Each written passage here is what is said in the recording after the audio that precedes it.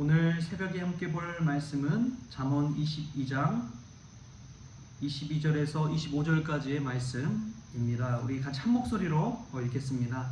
약한 자를 그가 약하다고 탈취하지 말며 공고한 자를 성문에서 압제하지 말라. 대저 여호와께서 신원하여 주시고 또 그를 노력하는 자의 생명을 빼앗으시리라. 노를 품는 자와 사귀지 말며 울분한 자와 동행하지 말지니 그의 행위를 본받아 내 영혼을 올무에 빠뜨릴까 두려움이니라. 아멘.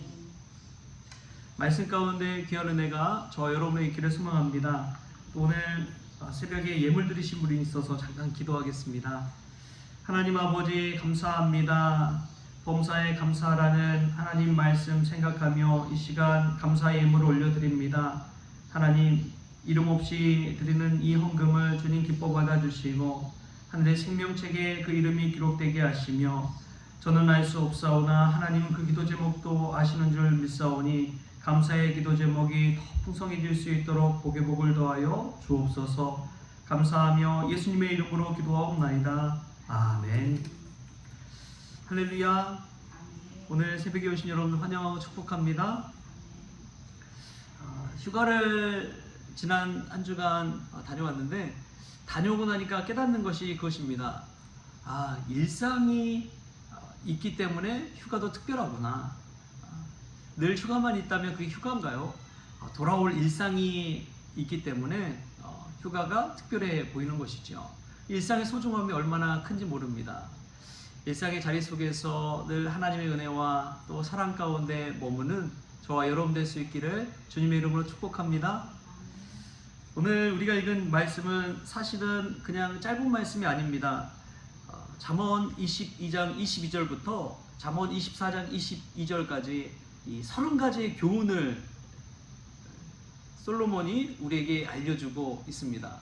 그 교훈 가운데 우리가 읽은 본문 말씀은 첫 번째, 두 번째 이 교훈에 해당되는 내용이 되겠습니다. 그래서 이 첫 번째 내용 속에서 어떻게 해야 되는데, 첫째는 이 약한 자들을 향한 공의와 긍휼을 가지고 살아야 된다, 이렇게 이야기합니다. 왜냐하면 이 약한 자들의 모습 속에서 하나님의 형상이 담겨 있기 때문에 그런 것이죠. 그 형상이 있기 때문에 약한 자들을 볼 때에 세상의 논리대로, 세상의 논리는 약육 강식이잖아요. 약육 강식. 그러니까 약한 자들은 강한 자들의 먹이가 될 수밖에 없는 그런 정글과 같은 원칙이죠. 그러나 하나님은 이 약한 자들을 향한 긍휼과 공의를 늘 가지라고 이야기합니다. 왜냐하면 약한 자들을 변호하시고 신원하시는 분이 우리 여호와 하나님이시기 때문에 그런 것이죠. 성경 읽다 보면은 우리 하나님께서 특별히 생각하는 이들이 있습니다. 고아와 과부와 나그네. 성경 읽다 보면 계속 반복되죠. 고아와 과부와 나그네를 선대하라. 약한 자들을 선대하라는 것은 이러한 이들을 선대하라는 것이죠. 고아가 얼마나 가슴이 텅 비어 있습니까? 부모님 안 계시고 홀로 키워야 되는 그 상황 가운데, 홀로 자라나야 되는 상황 가운데 부모 없이 자라는 것만큼 서러운 게 있겠습니까?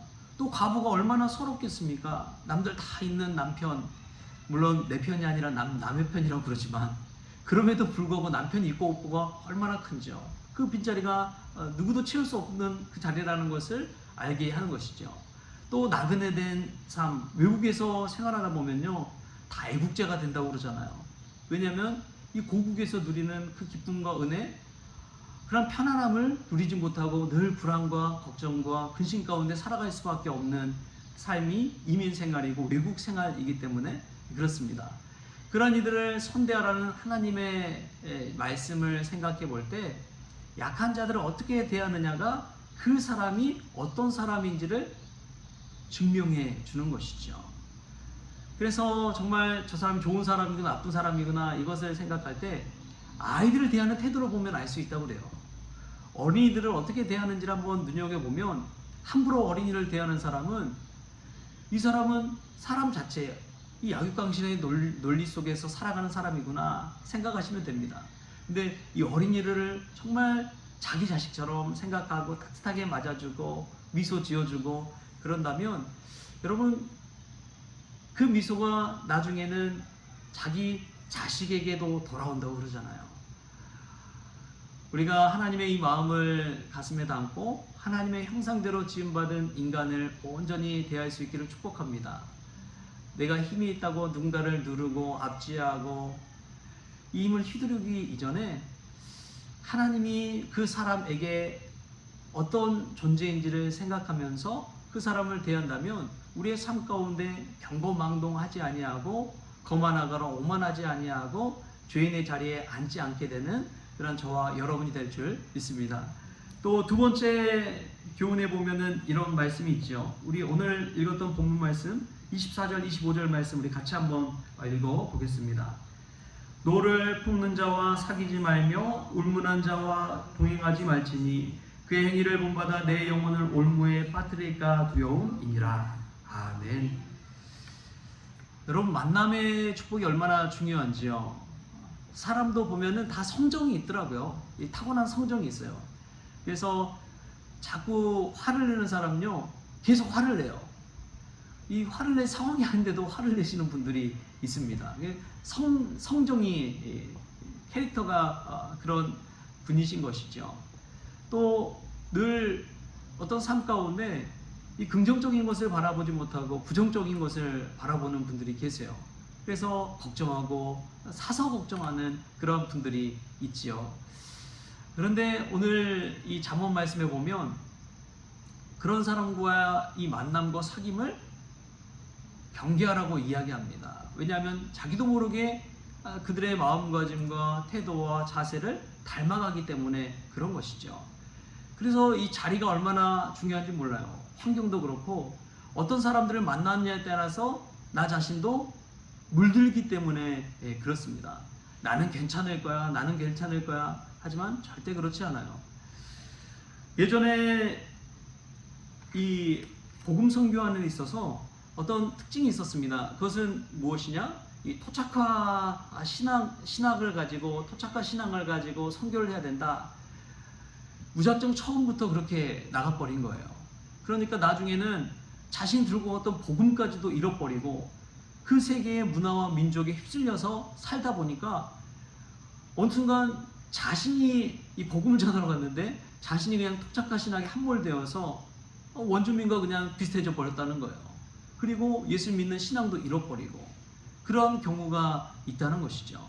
자신을 지키는 것이 얼마나 어려운지를 보여주는 이야기입니다. 여러분, 그래서 주변에 있는 사람 중에 그러한 사람들이 있다면 늘 깨어 있을 수 있기를 바랍니다. 제가 저분 참 본받을 만한 분이다 하는 분이 있었는데 이 군생활 할 때 그런 분이 있었어요. 근데 그분은 일 처리를 정말 잘했는데 스마트하기도 하고 그런 분이었는데 사람이 늘 다 잘할 수 있어요? 없어요? 실수할 때도 있는 법이죠. 근데 실수하고 혼나는 경우가 있었습니다. 근데 이 혼나고 깨지고 또 안 좋은 말을 들었을 때 그분이 반응하는 자세를 보니까 야, 저렇게 할 수 있구나 그런 생각이 들었어요. 이 위에 이제 상관에게 혼이 나니까 이 선배 장교 어떻게 하느냐, 연병장을 도는 거예요. 다른 사람에게 이 분노를, 병사들에게 이 분노를 쏟아내기 전에 자기 스스로가 연병장을 돌면서 케어를 하는 것입니다. 그래서 분노를 가라앉히더라고요. 이 연병장 운동장을 막 돌면서 그것을 보는데 그리고 나서 샤워 딱 한 번 하고 그리고 일상으로 돌아가는 거예요. 여러분, 누군가에게 화난 일, 그런 일이 있다고 하더라도 성급하게 그 분노를 남에게 쏟아내지 마십시오. 솔로몬이 잠언을 기록한 것을 볼 때 이유는 딱 한 가지예요. 무엇이냐? 여호와 하나님을 경외하게 하기 위해서 그렇습니다. 여호와 하나님을 경외하는 것이 지혜의 근본이라고 그렇게 이야기하잖아요. 성급하고 분노를 내는 사람은 다시 말하면 하나님을 경외할 줄 모르는 사람이라는 것이죠. 하나님이 계시는데 화를 낼 수 있습니까? 여러분, 우리 예전에 우더러니 계시면 그 자리에서 화를 낼 수 있어요? 없어요? 없는 법이죠. 근데 우더러니 지금은 있어도 화를 내는 그런 시대입니다. 있든지 없든지 상관하지 않고 자신의 감정대로 기분대로 막 표출하는 게 요즘 젊은 세대입니다. 얼마나 무서운 세상인지 몰라요. 그러니까 다시 말하면 하나님을 경외할 줄 알고 부모를 공경할 줄 알고 그런 마음을 가지고 살아야지 마음대로 누군가에게 화내거나 분노를 내지 않을 수가 있다는 것이죠. 여러분 늘 생각하십시오. 하나님이 이 자리에 계심을 생각하십시오. 그럴 때 쉽게 분노를 낼 수가 있겠습니까? 나 자신을 가라앉히고 참고 인내하고 견디고 나아갈 수가 있는 것이죠. 세상은 내 마음대로 살라고 이야기합니다. 하지만 하나님은 말씀대로 살라고 이야기합니다. 하나님을 경외할 줄 아는 지혜를 가지고 살라고 이야기합니다. 오늘 이 솔로몬의 메시지가 저와 여러분에게 지혜 메시지 될 수 있기를 바랍니다. 분노하는 사람, 성급하게 행하는 자와 사귀지 마십시오. 그들과 가까이 하지 마십시오. 오히려 하나님을 경외할 줄 아는 사람들과 가까이 하십시오. 지혜 있는 자에게 가서 그 지혜를 배우십시오. 그래서 그의 행위를 본받아서 나도 지혜 있는 자가 되어야지. 나도 하나님을 경외하는 자가 되어야지. 나도 하나님 앞에 기도하며 무릎 꿇는 자가 되어야지. 그때에 우리의 인생도 변화되고 주님을 닮아가게 될 줄 믿습니다. 우리 예수님을 보십시오. 예수님 이 땅에 오셔서 그런 놀라운 기적과 또 말씀으로 가르치셨지만 예수님은 세상에 권위 있는 자들과 가까이 하지 않으셨어요. 바리새인과 사두개인과 또 왕과 헤롯과 이런 이들과 가까이 하지 않았습니다. 오히려 하나님의 뜻에 말씀에 맞추어서 살아가는 통해 하나님 주신 사명을 잘 감당했던 것이죠. 할렐루야. 우리가 세상의 논리대로 살아가는 것이 아니라 말씀 따라 순종하며 지혜롭게 살아가는 저와 여러분 될 수 있길 바랍니다. 누가 나에게 화를 내게 하면 나를 분노케 하는 자가 분노 유발자가 있다면 여러분 오늘 말씀을 늘 생각하십시오. 나의 화난 감정을 누군가에게 풀지 마십시오. 오히려 하나님을 경외함으로 내가 겸손해지고 낮아지고 갈무리하고 내 속에서 내 탓이요 내 탓이요 하면서 하나님 앞에 오히려 기도하며 쏟아낼 수 있길 바랍니다. 그러므로 가정이 살아나고 또 교회가 살아나고 이 나라의 민족이 살아나게 되는 놀라운 은혜가 임할 줄 믿습니다. 그러한 지혜로운 저와 여러분 될 수 있기를 주신 예수님의 이름으로 축원합니다. 기도하시겠습니다. 주신 하나님 감사합니다. 일상이 얼마나 소중한지를 깨닫습니다. 우리에게 주어진 이 자리에서 하나님 믿음으로 승리케 하여 주옵소서.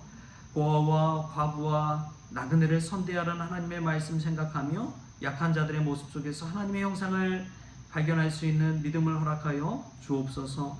분노를 품는 자들과 동행하지 않게 하여 주시고 무엇보다도 내가 가지고 있는 분노를 성급하게 누군가에게 뱉지 않도록 주님께서 주장하여 주옵소서.